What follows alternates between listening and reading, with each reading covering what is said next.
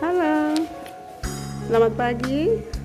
Saat ini saya sedang mengoreksi tugas-tugas siswa bahwa beberapa hari ini kita melakukan ulangan PTS penilaian tengah semester yang pertama. Dalam masa pandemi, meskipun kita belum bertemu bertatap muka dengan siswa, namun hari ini kita sudah menempuh PTS yang pertama kali. Nah, tentunya PTS yang dilaksanakan pada semester 1 ini dilaksanakan di rumah masing-masing siswa. Nah, karena pelaksanaan PTS dilaksanakan di rumah, pagi-pagi orang tua harus mengambil ke sekolah naskah soal. Nah, setiap hari mengambil sambil mengembalikan naskah soal yang sudah dikerjakan hari sebelumnya. Oke, mari kita lihat teman-teman kita yang sedang mengoreksi hasil PTS yang dilakukan jarak jauh ini bagaimana hasilnya. Oke, ikuti saya. Oke, ini teman kita sedang koreksi. Ya, kita semua sedang koreksi. Yes.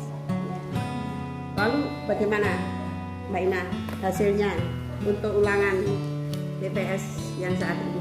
Ya, kemarin udah beberapa saya koreksi nilainya ya, karena mengerjakan di rumah jadi banyak yang nilainya 100. Ya enak ya kalau nilainya 100 ini kan gurunya nanti mudah mengoreksi ya, kan kita mudah mengoreksi. Terus ini saya lagi koreksi bahasa Jawa, ternyata ya anak Jawa ternyata kurang Wong Jawa. Ya, Wong Jawa tapi kurang Jawa.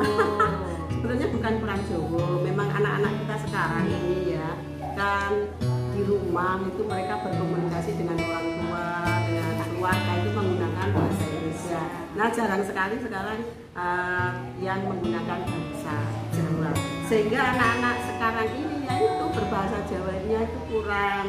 Prediksinya ya banyak yang itu harusnya jawabannya bahasa Jawa ternyata pakai bahasa Indonesia. Contohnya meripat kanggo melihat. Harusnya kan untuk delok, deleng, tapi dijawab melihat. Nah, itu bahasa Indonesia.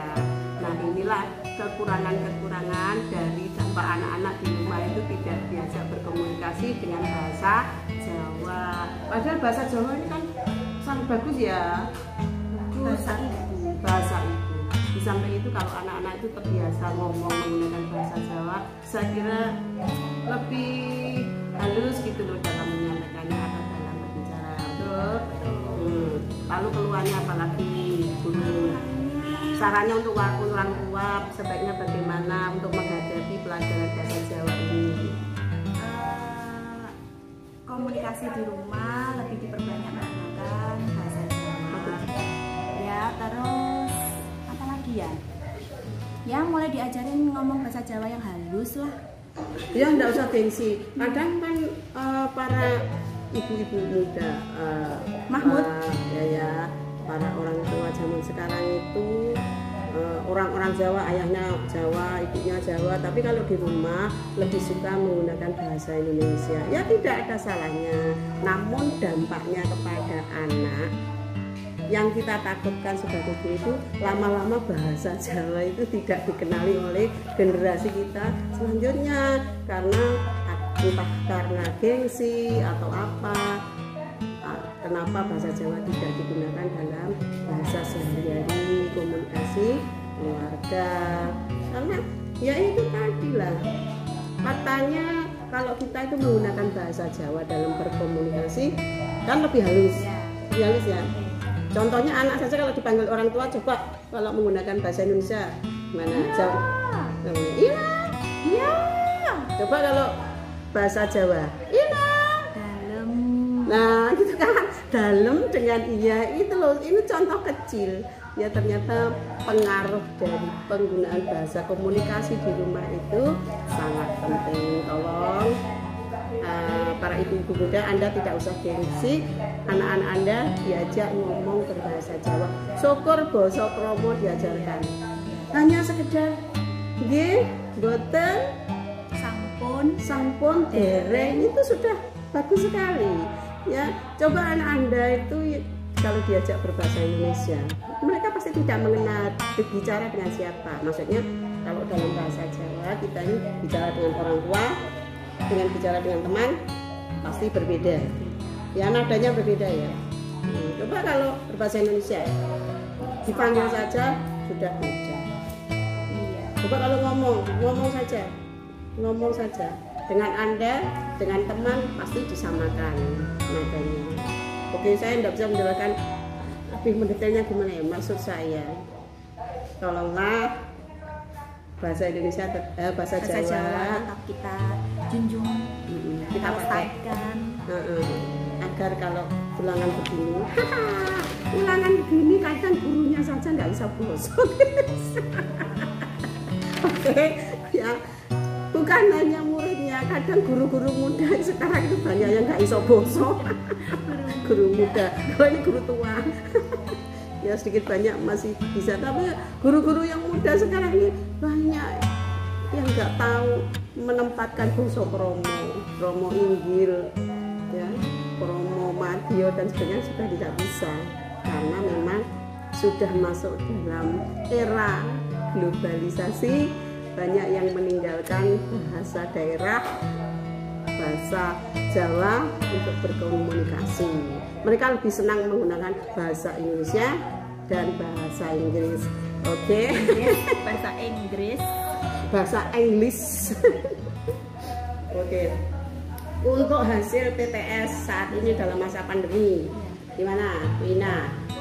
Ya, karena mengerjakannya secara luring di rumah saja. Sebagian besar nilainya sih bagus-bagus. Bagus ya? Ya. 100? Iya, banyak 100. Oke, dari semua mapel ya, kecuali bahasa Jawa ya? Iya. Ya, muatan lainnya juga ada yang nggak 100 sih, tapi masih 90, terus 100 itu banyak sekali. Kira-kira itu gurunya gimana? Kan menguntungkan gurunya, kerjanya nggak capek-capek koreksinya tinggal selesai. Iya, selesai 100 ding dong. Malah-malahan nggak ada remedi ding dong. Gimana kira-kira kalau masa pandemi berkelanjutan, para guru itu kalau ulangan begini yang ngoreksi, memang yang mengoreksi sendiri, tapi kan lebih cepat kerjanya karena nilainya 100. Gitu. Ada yang tidak 100? Ada. Kira-kira faktor apa yang menyebabkannya? Kalau bahasa Jawa sih ya karena mungkin kurang Jawa. Bahasa Jawa maksudnya? Iya, bahasa Jawanya itu. Kalau bahasa Inggris gimana? Bahasa itu nggak ada ya? Nggak ada. Ada, cuman tidak masuk PTS. Nah, dalam PTS sekarang ini kira-kira itu dari semua siswa itu 100% bisa mengikuti apa tidak? Kira-kira mungkin ada yang nggak bisa hadir mengambil soal dan sebagainya. Bisa semua. Bisa semua ya? Ya. Daftar hadirnya lengkap. Oke. Lengkap semua. Ya, cuma saja pada saat pengambilan naskah itu kan orang tua datang ke sekolah, apa bisa on time? Ya ada yang molor. Ya yang molor ya yang itu aja. Orangnya itu aja.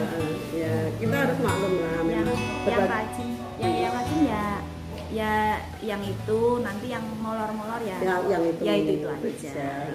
Tapi ya kita maklumi lah, sabar lah. Memang kondisi orang tua kan macam-macam. Aktivitasnya kan nggak cuma mau ambil soal aja, juga banyak aktivitas.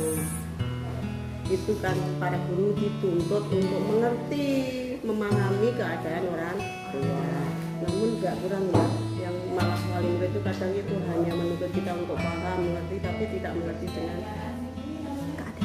Ya, gitu. Kadang salah saiti saja, udah di kan ya. Ya sabar lah jadi guru.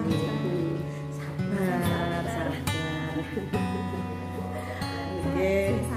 Sabar. Anda sabar. Ya. Kalau Bu Ina kan terkenal sabar jadi guru. Ya, anggap saja sebagai masukan, sebagai bahan evaluasi kita, nanti kita akan memperbaiki. Iya. Kan yang kita hadapi orang banyak, macam-macam Ya macam-macam. Kalaupun ada yang seperti itu paling hanya beberapa saja ya, lebih banyak yang paham dengan kondisi ini pekerjaan. Oke ya, obrolan kita hari ini tentang ulangan PTS semester 1 yang mudah-mudahan kerjaan kita mengoreksi hari ini segera tuntas dengan hasil yang memuaskan. Demikian, Semangat belajar di rumah ya. Anak-anak semangat, orang tua juga tetap semangat karena kita selalu semangat. Oke, sampai jumpa.